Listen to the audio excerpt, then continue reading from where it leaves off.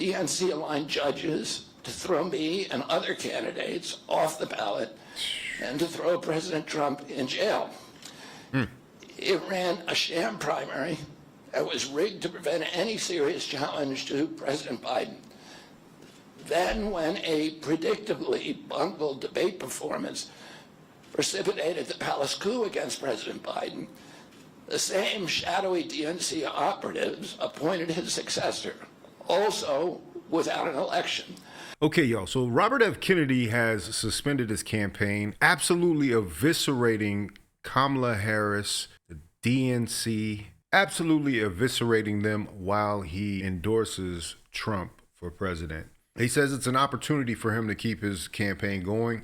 Suspending his campaign, he's pulling himself out of 10 battleground states. He'll still remain on the ballot in some of the other non-contested states. But let's hear what he had to say about Kamala Harris and the manipulation that is happening right now that all the fireworks have died down from Chicago this weekend. In the name of saving democracy, the Democratic Party set itself to dismantling it, lacking confidence in its candidate, that its candidate could win in a fair election at the voting booth. The DNC waged continual legal warfare against both President Trump and myself. Wow. Each time that our volunteers turned in those towering boxes of signatures needed to get on the ballot, the DNC dragged us into court, state after state, attempting to erase their work and to subvert the will of the voters who had signed those petitions. It deployed DNC-aligned judges to throw me and other candidates off the ballot and to throw President Trump in jail. It ran a sham primary that was rigged to prevent any serious challenge to President Biden. Then, when a predictably bungled debate performance precipitated the palace coup against President Biden, the same shadowy DNC operatives appointed his successor, also without an election. They installed a candidate who was so unpopular with voters that she dropped out in 2020 without winning a single delegate. Yeah, I actually said that. I was like, how has Kamala not gotten any votes this whole time? And literally she's gotten the Democratic nomination. She's going on. It's like she's been selected. She has not been elected. This is not the people's will necessarily. Now, she got the delegates, which is also another backdoor deal, but this is all manipulation. This is all the stuff that they're putting out in front of us. And if you don't understand that, if you just accept this, then you're allowing yourself to be stripped away from your rights. Obama had it right when he first came out and said, we're going to go to a convention and we're going to select the person that's best for the job through a process. We're going to go through a process, because at that point they could have picked somebody else. But, I don't know what happened and who put their thumb on the scale that allowed Kamala to just walk on in there. But it's interesting. My uncle and my father both relished debate. They prided themselves on their capacity to go toe-to-toe with any opponent in the battle over ideas. They would be astonished to learn of a Democratic Party presidential nominee who, like Vice President Harris, has not appeared in a single interview or an unscripted encounter with voters for 35 days. This is profoundly undemocratic. How are people to choose when they don't know whom they are choosing? And how can this look to the rest of the world? My father and my uncle were always conscious of America's image abroad because of our nation's role as the template for democracy, the role model for democratic processes, and the leader of the free world.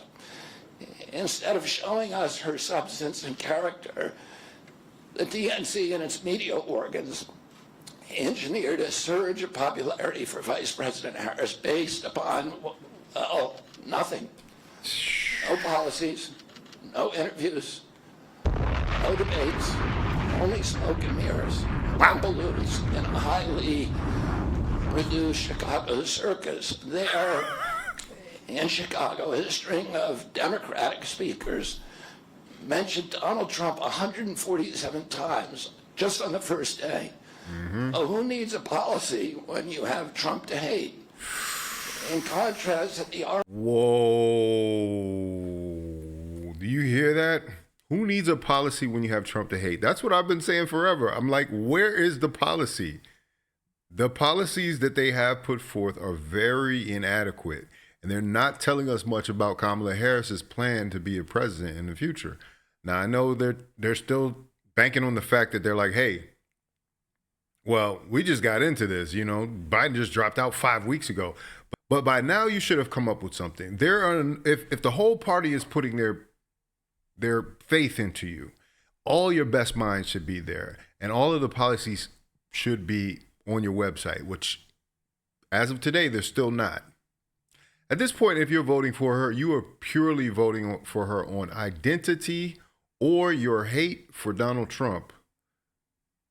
But make no mistake about it, you're not making an educated decision, because Kamala Harris has not shown you anything that she plans for you in the future going forward.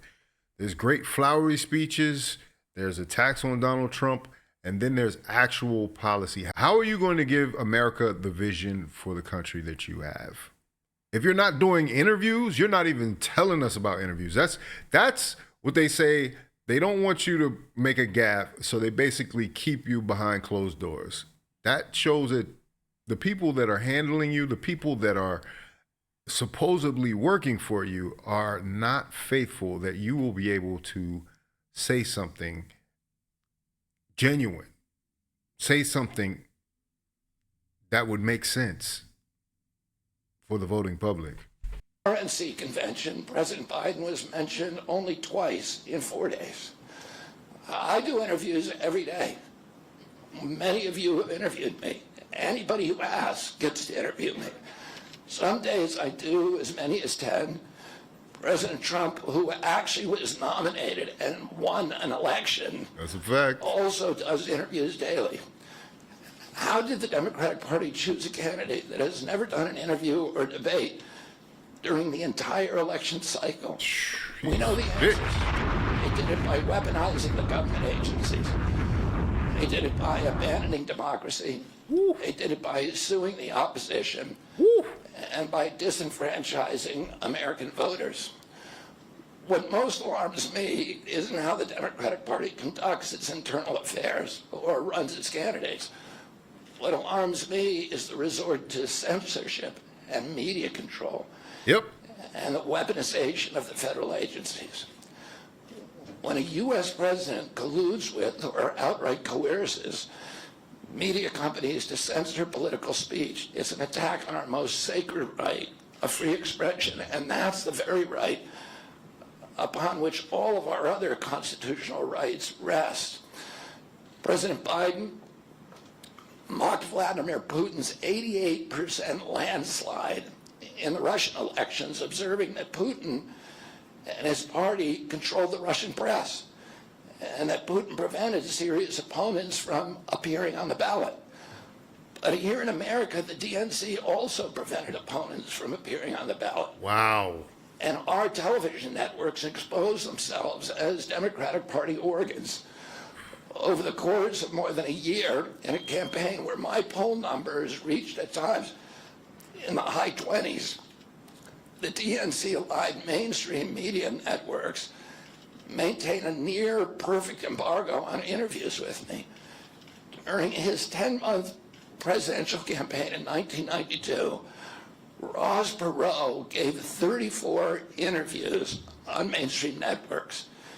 In contrast, during the 16 months since I declared, ABC, NBC, CBS, MSNBC, and CNN combined gave only 2 live interviews from me. Those networks instead ran a continuous deluge of hit pieces with inaccurate, often vile, pejoratives and defamatory smears. Some of those same networks and colluded with the DNC to keep me off the debate stage.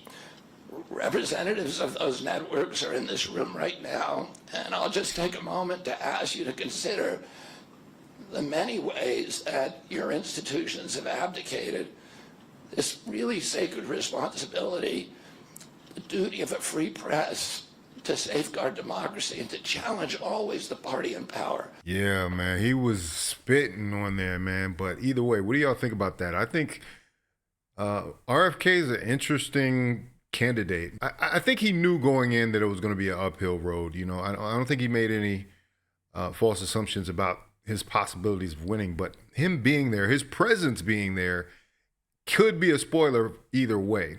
You know what I mean? And that's why, you know, I don't know if his supporters, the people that were following him, will automatically go to Trump. But since he has now endorsed Donald Trump, it does mark a shot across the bow to the DNC and Kamala Harris's campaign. So, you know, we'll see what happens here. But I think the fact that he's there, and I think he's actually going to be working in concert with the Trump campaign as well. I think it's an opportunity here. It's an opportunity for him to have some political capital and be able to, you know, maybe influence Trump in some ways that, you know, some of his core followers would enjoy, and maybe sway some of those voters. But I think this is a huge development. This might be a turning point, and it happened right after the DNC. Like he said, he's not getting a lot of mainstream coverage. So it might not spoil the DNC's image in people's minds with the mainstream, but those who are paying attention are going to listen to something like this, because this is an implication of the whole system, and it's not looking good, y'all. But either way, if you like this video, like, comment, subscribe, hit the bell notification for all uploads. If you want to watch more, please watch one of these videos down below. Make sure you sign up for the newsletter, Faucette Media. That way you can stay up to date on all things Faucette Media. This is Faucette Media.